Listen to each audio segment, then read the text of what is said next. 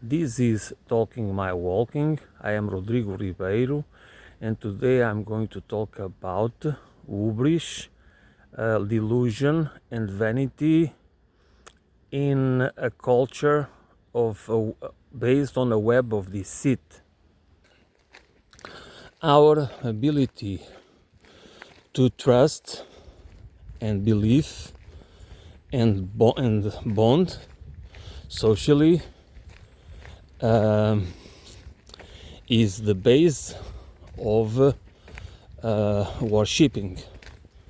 I mean, the reason why we value things, or value cultures, monuments, art, and architecture, and many other things, especially they become symbols of something, cultural symbols, imperialistic, when they become part of the identity of a nation, of a group, as a collective symbol of identity that has not been built on a popular culture, but they have been created to have a form of unity based on a hierarchical structure, not a democratic structure. What this means is that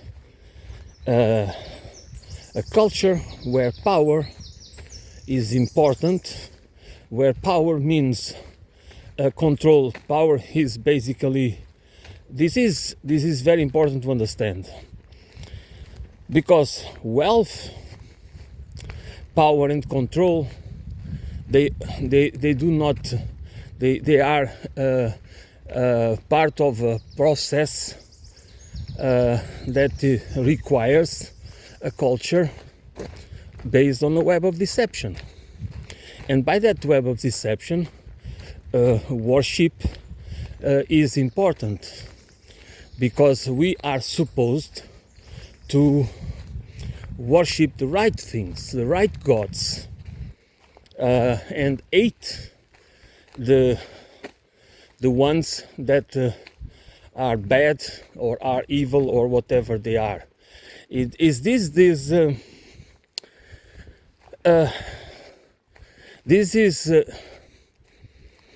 is not easy. Again, because I repeat it again and again, and that's why the disconnection and the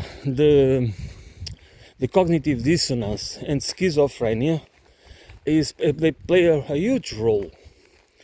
It is that we can intellectually, and we do understand these realities, that deception exists, that we are controlled, that we are propaganda, that propaganda has an important role for social control, perception management, and to manufacture consent. But somehow it doesn't happen with us.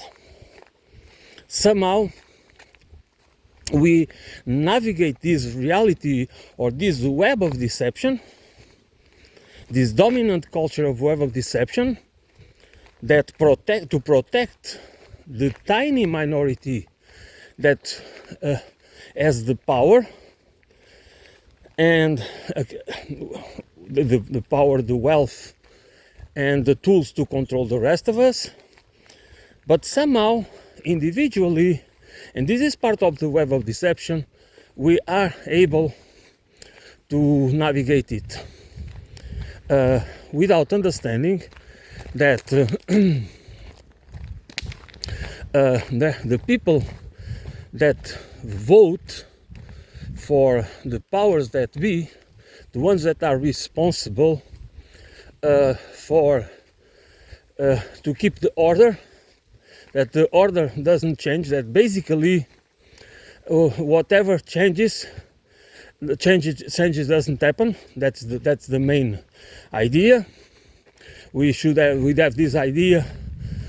We talk about change, we talk about reforms, we can even talk about system change, but in reality the order, the structural order doesn't change, and doesn't change because that structural order is needed to keep for the safety of the ones that control the wealth and the web of power, that control the web of power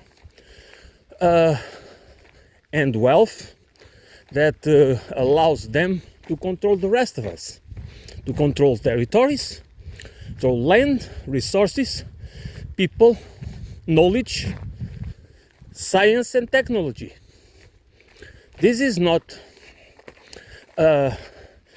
that's why the disconnection is that we do not see that we live in this maze of web of deception, and where delusion, vanity and hubris plays a huge role as part of the dominant narratives that keep us entertained with the wrong, that doesn't allow us to go to focus in the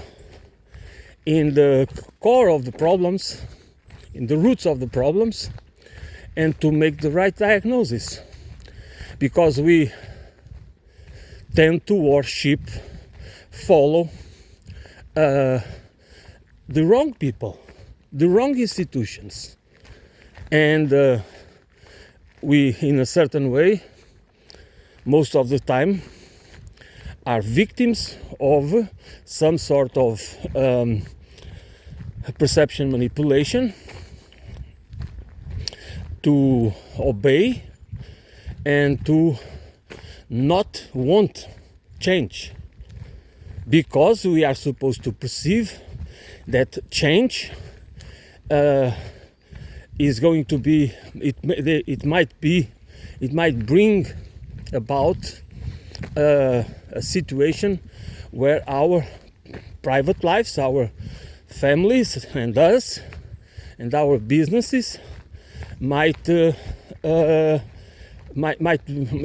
negative. It might take a negative toll in our lives, and so therefore we become accomplices of a criminal order that is based on a web of deceit, a necessary web of deceit for control and accumulation of wealth. And this is, of course, that's why I always say that we need to understand culture, these cultural dimensions, these cultural layers, these cultural links between economy, politics, arts, sciences, and everything else. Otherwise, we are not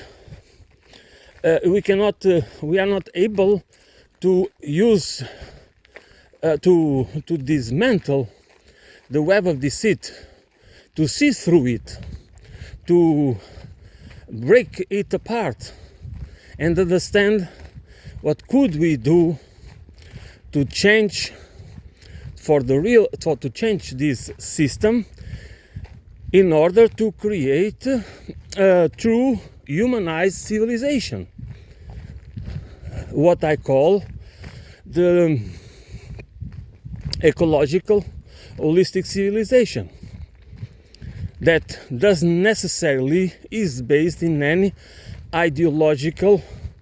It has to have everything needs to have an ideological base, but what I mean, it has not necessarily to be for something or against something, which means that we need to understand it beyond the divisions that exist and divide us in so many groups and subgroups that do not even allow us to, that keep us in a state of delusion, in a state of hubris, that only our ideas are good, the ideas of others are bad, are not correct, and we are not able to move forward and to create a culture of unity and organization at the grassroots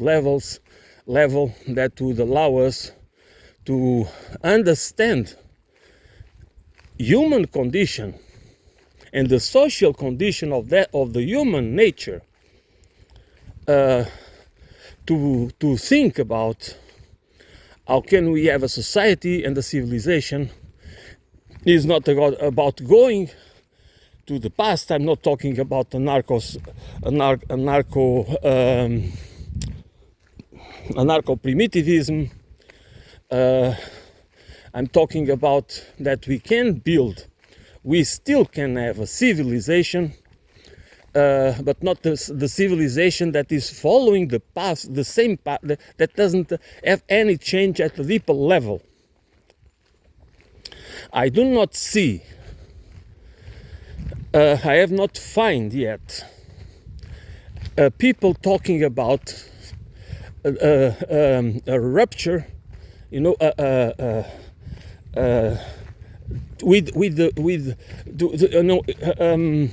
to cut the umbilical cords with the imperialistic civilization paradigm, which it is the multipolar order that we are, that is emerging. It is not the order that we really need as a human species and the planet, because we need this planet as a living entity, a living organism. And honestly, I'm not talking about Gaia. I'm not talking about any. That's my point. I'm not talking. When I try to put together these concepts and ideas, I'm not thinking about specific theories or hypotheses or ideologies. I'm trying to reflect on what I feel by myself, of course, with all, as I always say, with the help of the bits and pieces of knowledge and experience that I'm aware that they are part of me. So I do not pretend that my ideas come out of or my perception of reality comes out of nowhere. That's for sure. It doesn't. It does come from that fusion of others, people's ideas and experiences in the form of the knowledge available in so many forms. It's just that I try to have a conscious, transformative reflection, and to have my own take, let's put it this way, on all these on ideas that have to do with the human condition, society, civilization, life, the purpose of life, the meaning of life, and everything else, without the need of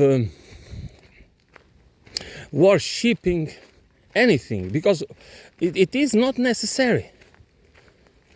I mean, respect and admiration, contemplation, connection. And the reason why nature is an inspiration, it's because nature is neutral. It's truly neutral. It's not about perfection. The inspiration from, I do not see nature as any form of deity. I see just nature as it is, as life where there needs to be a balance between competition and cooperation. There is a web of interdependence. It's not a web of it is dynamic balance. It's not about a state of harmony. It's not because we build these ideas of achieving this and that, and instead that we just merge ourselves with life itself. The meaning is not achieving. This is part of the culture of web of deception and delusion and hubris. Because the meaning of life is not to achieve anything. Both, it's to live, is to share, is to connect, is to have relations that are not about performance. It is painful that most of our relations are not sincere, and we just accept it as how it needs to be. Why? Because we need that culture of deception. That's a culture that serves the order that we have, that has been built by the people and that's controlled by the worst people among us, the ones that we should never allow to control, to have power. Because then they create for themselves the legal systems. Again, I always go back to this quote, to protect them, and the moral code to glorify them. And this has been since that we have all these symbols and rituals and buildings that transform us, that we are supposed to value the things that actually they might have aesthetic value or architectural value or engineering value. Okay, it's not that I don't see it, that I'm not aware of that, but they should never be what defines our identity. Those should never be the things, these kings, these emperors, these empires, these temples, these symbolic systems, these narratives, these religions that define us as human beings, while we disconnect ourselves from nature, where we are really connected, where whether we want it or not, we are part of it. Our innate ability to trust and bond and believe and create artificial symbolic realities,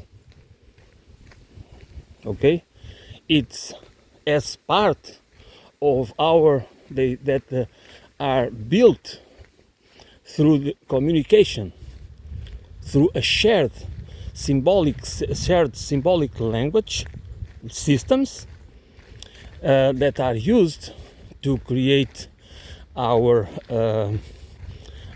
identity as our collective identity, not as there is no such thing. You cannot have an individual identity, without a cultural, without a collective cultural identity.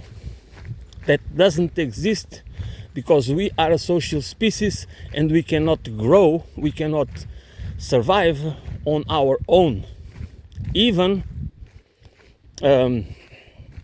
in our adult age, when we are really independent, there are many things that can happen with us that we will need the help of others to survive. Sickness, accidents, or other forms of situations where we alone can be very can be in a position, a very weak position, a very life-threatening situation. So it is stupid that we believe that we build our identity. I mean, I cannot be who I am without all, for the good and for the bad. That's the point. Without what I receive from the social interaction, the role of our conscious mind is important, is limited, but is important. And it's important because it is the only tool that allows us to be trained in order to separate, to allow us to see through the bullshit, the web of deception that is created in order to control us. I'm not by any means.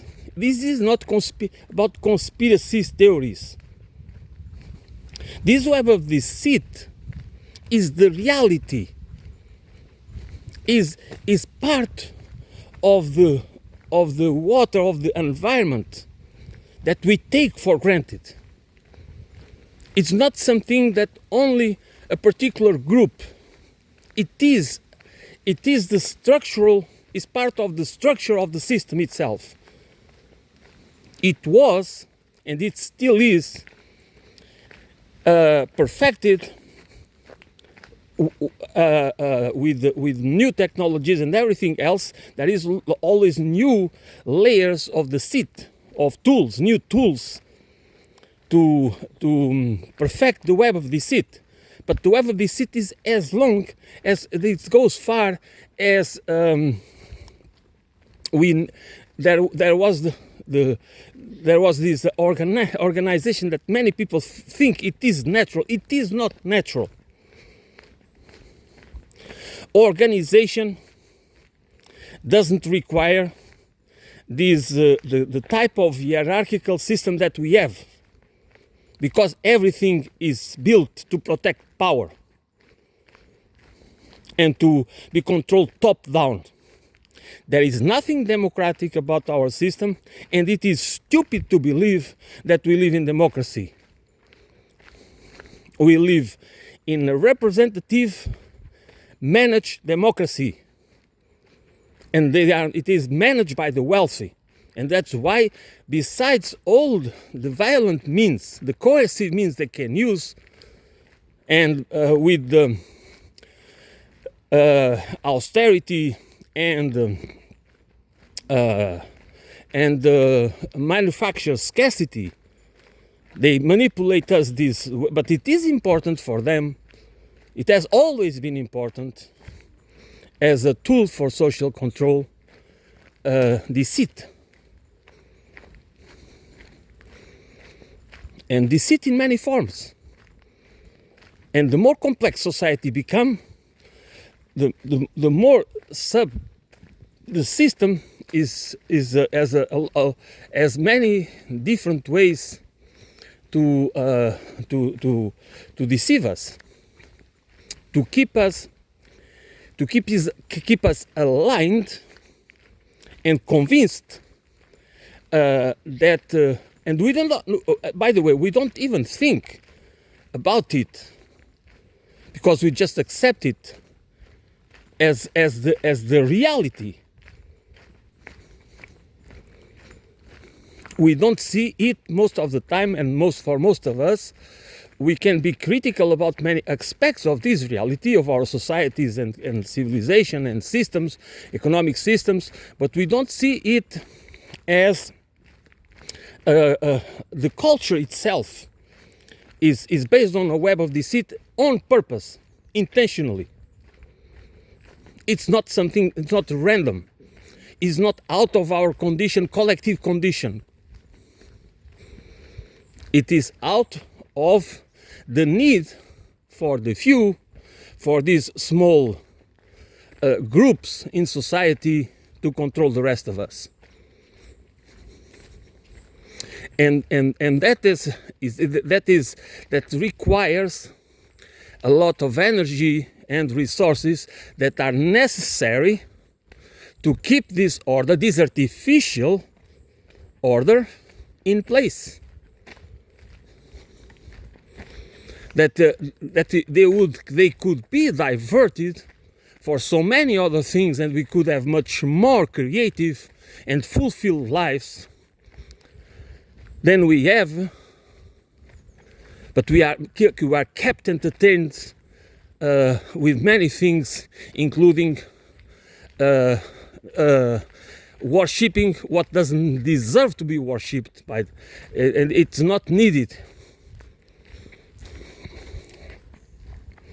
And we just keep ourselves in a state of denial, of dissociation,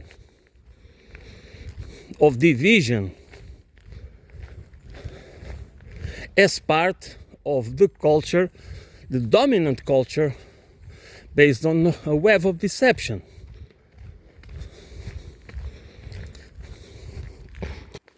And for the most part, we are oblivious to it. It's not part of our reflections of a holistic, comprehensive process, transcontextual process of understanding reality and understanding ourselves, understanding the reality of the human condition and the social condition, of that particular condition that so deeply social, and why it matters and why it makes us really easily victims of these deceptions that are intentionally created to keep us in a loop, to keep us entertained, to keep us distracted in belief systems that do not make us, are not freeing us from anything, are just making us more dependent on a system that wants to keep us delusioned and very vain, because vanity and hubris plays a huge role in that process. And honestly, this is I mean wherever I look, and it has been since long ago, but only recently I think I'm starting to be able to put the pieces together and have the bigger picture of the puzzle, to put the pieces of the puzzle together and start to see the bigger picture, and why it matters, and why, if we do not acquire or train ourselves in this conscious transformative process of our cultural identity, socio-cultural identity, I believe that we are not able to really defy an order, this that, as I said before, it's the multipolar order is not. It is not people of these countries, the Chinese, the Russians, and all the others around the world, are not are not really understanding what is at stake. That the multipolar order is important, because I don't want a unipolar order in this, at least in the sense I would like to have I would like that we could build a global civilization, ecological holistic civilization as a global order, but not for control with the few with power and the others just and dictating the marching orders, dictating the global governance to others. That's not how I see it, and that's why I think the emerging multipolar order doesn't have we are not really have the perception of the deep malaise that our civilization, imperialistic civilization order or paradigm, the toll that it has on us as part of our identity, or as part of how we understand ourselves, the relations between us, the economic and cultural and the scientific systems and technological, and why we worship, like we do these days, technoscientism and technofixism as the religions, the dogmas for the 21st century, for a technocratic, techno-fascist order, transhumanist order. And that's what we are going to have. It doesn't matter if it is a multipolar order, geopolitical order, or a unipolar political order, because this is not about democracy. It's not about democracy versus autocracy or totalitarianism. It is a world order controlled by plutocrats and oligarchs and technocrats. So the deep roots that the diagnosis, the clear diagnosis, is not being done. We even avoid it because the dominant culture transforms us into denialists.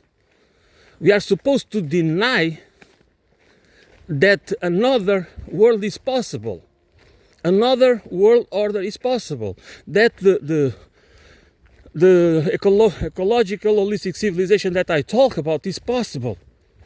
It's not a mirage. It's not utopian. What is utopian and dystopian at the same time is this reality. Because this reality, this order we have now, this system that we have in place now, it is based on waste, on superfluous consumption, on on the idea that we can techno-fix everything. That the only God is techno-scientism. Techno-scientism is the only God now. Science is the only God.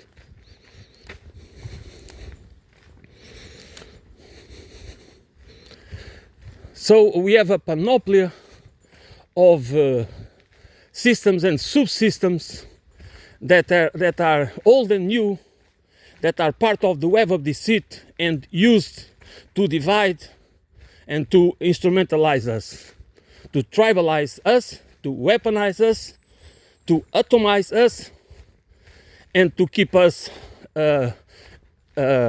alienated, basically. There are many forms of subtle manipulation, and of course this can be taught, but it's not the point. The point is that if we want to learn, if you want to train ourselves to have a conscious transformative process in order to understand life, human condition, and society and civilization and culture as we should understand it, as part of our nature, part of our ability to build these artificial symbolic systems that we use to explain and justify and organize our behaviors and create habits and everything else that goes with it, and how it is relevant to understand that this is not given by God or by nature. This is just part of our condition, but we have the freedom that is given to us by our creative the power of our creative imagination, and therefore allows us to have to transform our not to transform our reality, but to create this alternative reality, this cultural reality that is responsible for how we perceive ourselves and how we relate to the rest of the life community and the earth systems and the universe and everything else. Okay?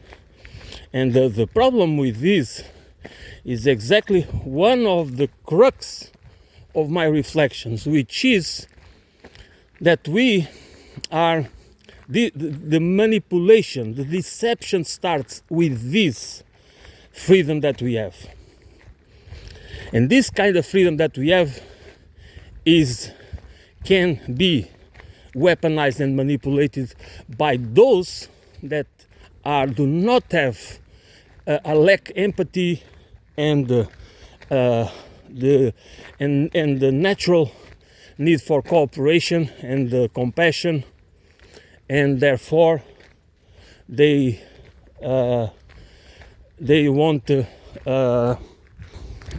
use us.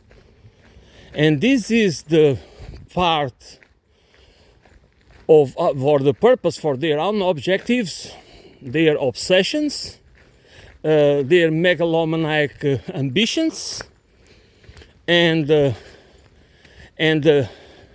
this is how they instrumentalize, how they weaponize everything that allows us,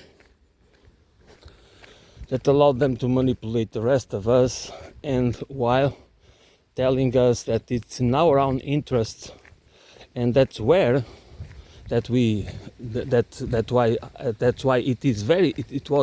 is a genius trick to tell us that individual rights and property rights and proprietary rights are associated, because what defines us, what defines who we are, is the right to own private property. You know, and as if that right is democratic, as if that right is not weaponized, as if the system is not weaponized in order to allow the higher strata of society to to accumulate more wealth and more property, as if it is really democratic, that it is really nice that we all have the right to own property as an individual right, in order that we associate both things. This is a genius trick that doesn't allow most of us to understand how negative the negative consequences and impacts that it has in our lives for the most of us, while only, let's put it, 10% of the population really benefits with it.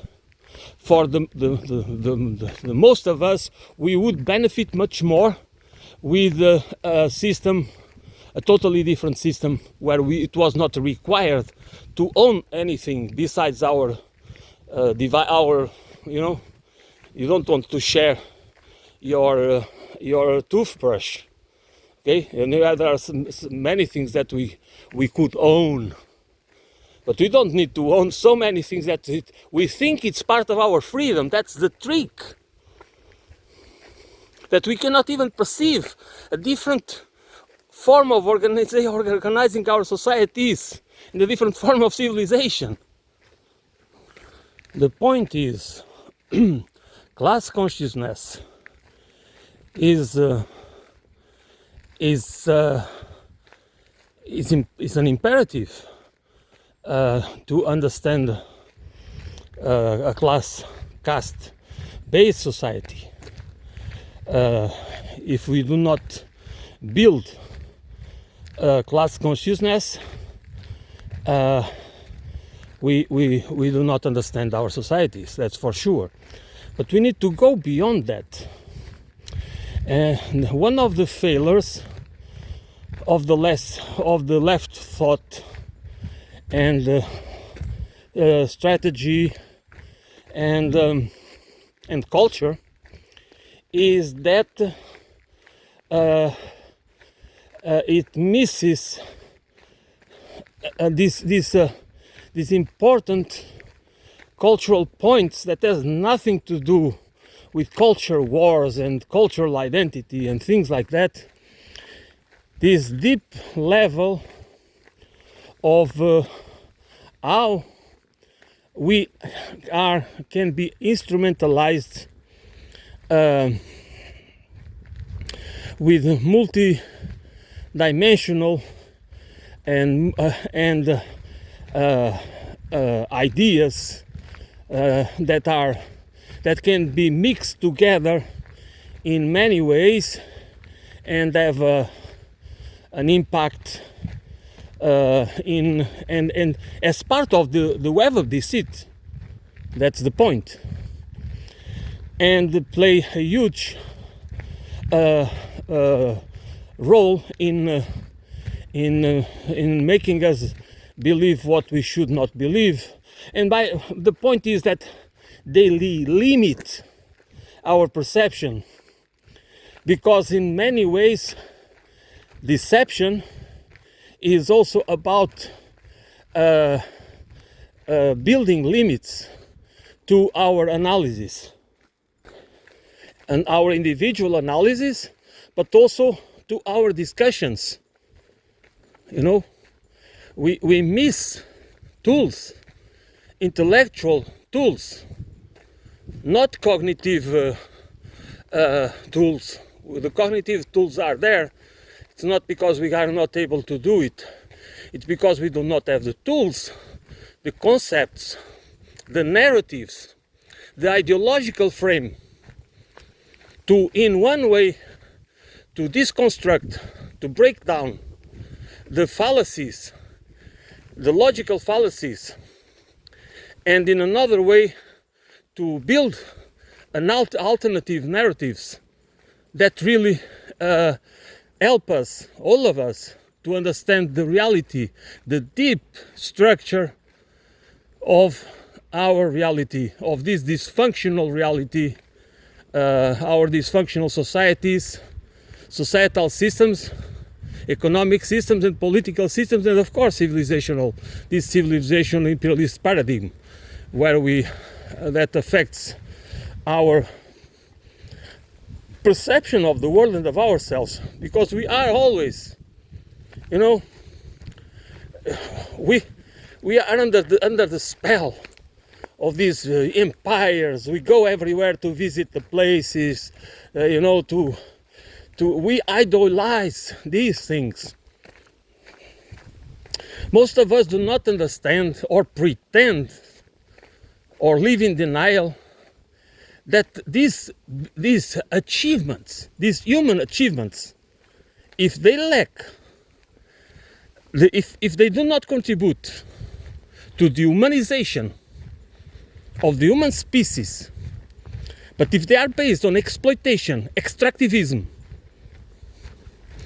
and unnecessary productivism, and technofixism, and technocracy, and the belief, and even the belief that we now have that we need to transhumanize, we need to merge with technology. in order to kind of upgrade our species, to meet the needs of technology. Not to meet the human needs, but to meet the needs of the technological advancements. And we do, I mean, this is something, this is a reality that is kind of not easy to grasp. But that's why this is not, we cannot really perceive, I mean, we cannot really go understand, because this is really important, in my opinion. We need to define what is the human condition.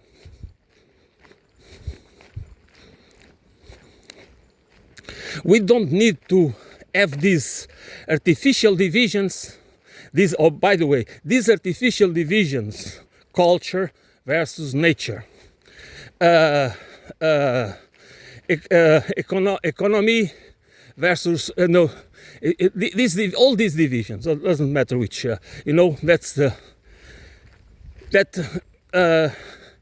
is a culture that is built on this delusional and hubristic and based on vanity idea of our own condition that is fake, that is a lie, that's not who we are. It is this masking and mischaracterizing what we really are as a human species, our true nature.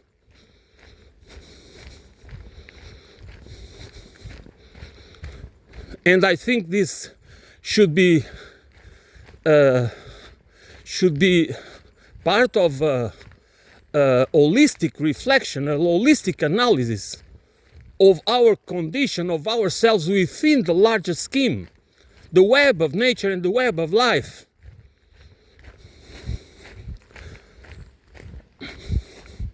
Not by imposing us so many limits. That's what education does to us. That's what this society transforms us.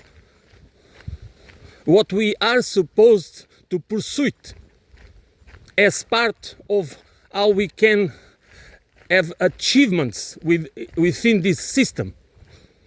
And that's why so many people on the left don't understand that the multipolar order that is emerging doesn't really go to the people. The dominant culture doesn't allow people to go deep in understanding where are the roots. Of course, capitalism is basically the huge problem, but capitalist alone doesn't explain everything. That's my point.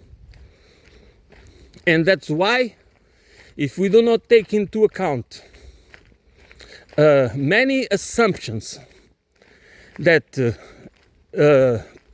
socialists, communists, Marxists, and all people that, I'm not talking about the people on the right, because the people on the right, honestly, they have a perception of humanity that I totally disagree.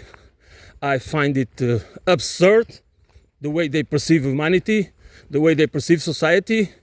I find it absurd, and I find that any human being that really understands our condition cannot agree with how they perceive society. They are part of the problem, because they want a society divided, in hierarchical, with all private, private property being the primacy of private property, and proprietary, and this, they don't perceive us as equals. How can you I mean, this is basic. This is basic human understanding that we are equals. There can be no justice without or trust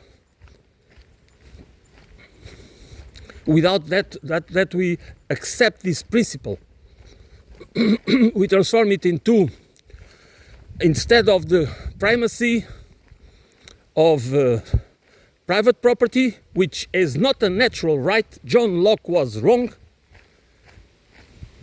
Private property is not a natural right. Private property is a fabrication, and it was not done to benefit the many. It is used in modern times to weaponize the many, to transform all of us in accomplices of this system.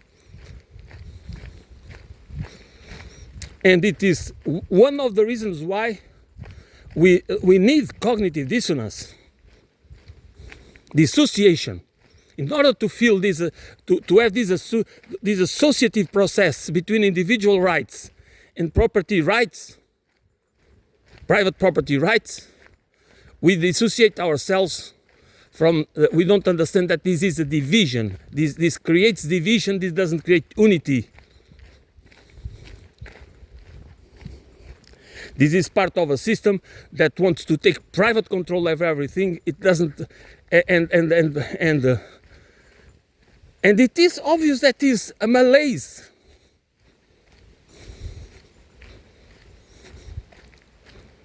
But we don't see it. We are not able, because our little, we are so, we confuse our little properties, our little things that can be taken from us so easily. Because the state, again, the state that should represent us, that the state is in actually all of us. It's the rules, it's the laws, it's the institutions and everything that makes a country and a nation work. That's the state, that's what is the state. But the state, of course, is controlled by the few. That's why that's why it's not working on our behalf, for the collective well-being.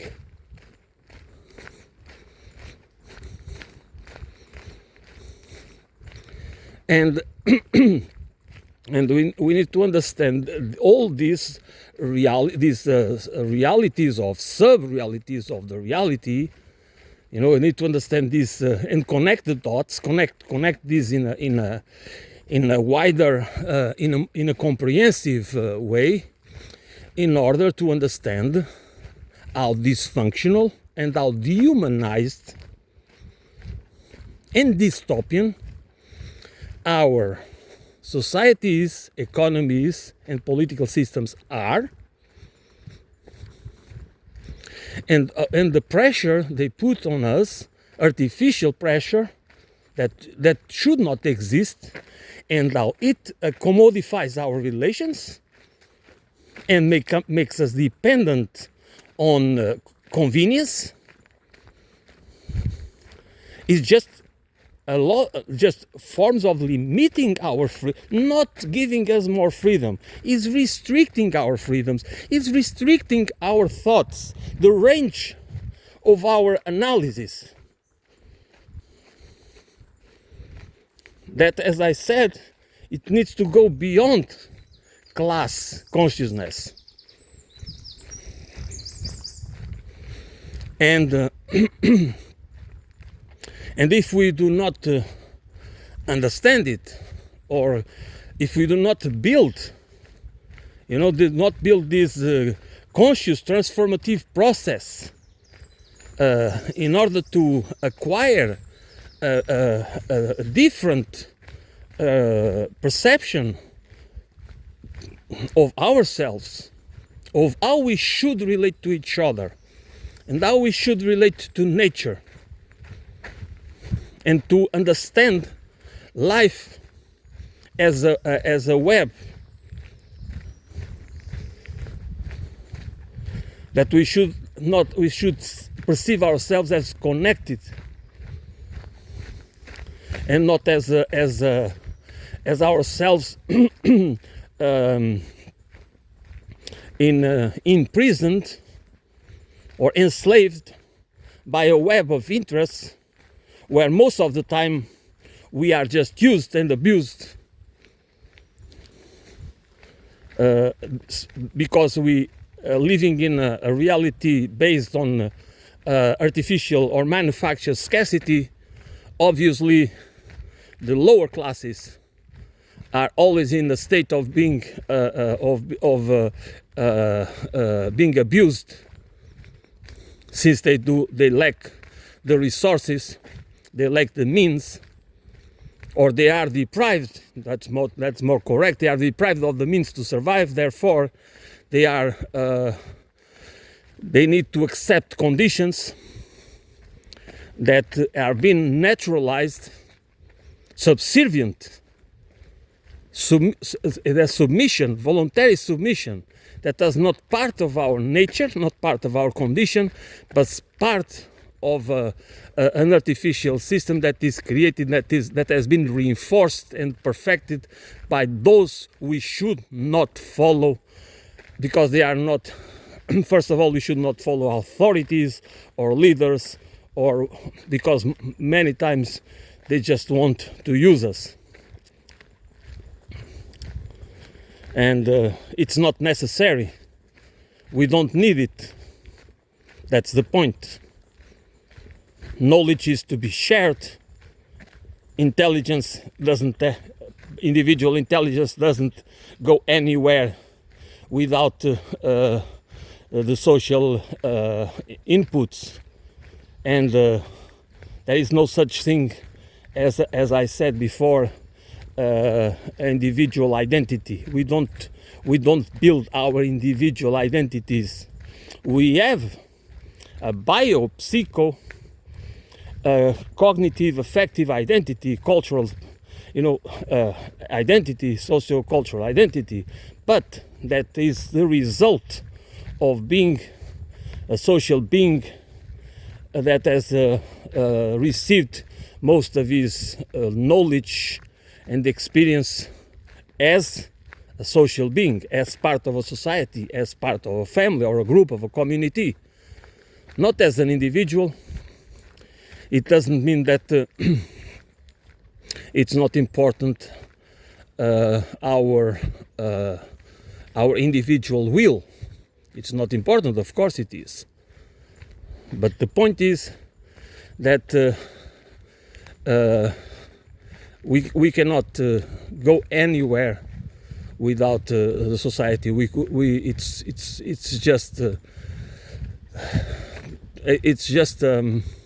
Again, in this case, it's a right-wing perception of that is wrong, for sure. That's not how human beings achieve anything. They need a system, a legal system, and a moral code. That's what we have, that allows usually the unscrupulous, the ones with the psychopathic and sociopathic traits, to achieve positions of power and accumulate wealth without limits and control society. And this is our reality. I mean, we might think the problem is if we do not see that we could have much better lives, we could be more free in so many aspects, and we could have easier lives also, which is important, not so Why should we live with so many worries that are unnecessary? And that's not natural. That is been built, and that's why we should reflect on it. Because if we do not do it, we will never be prepared for change. That's the point. So that is, I'm going to end it today here. These reflections and insights is require more. This is kind of a never-ending thing, and I just hope that eventually a few people can get my points. Even I'm not really able. I might not be able to make them as clear as I would like to, but I think it is. I think I can. It is understandable. I mean, I think there is something in what I'm sharing that might be useful. At least that's the reason why I do it. There is no other reason to do it. So, thanks for listening. I will be back soon.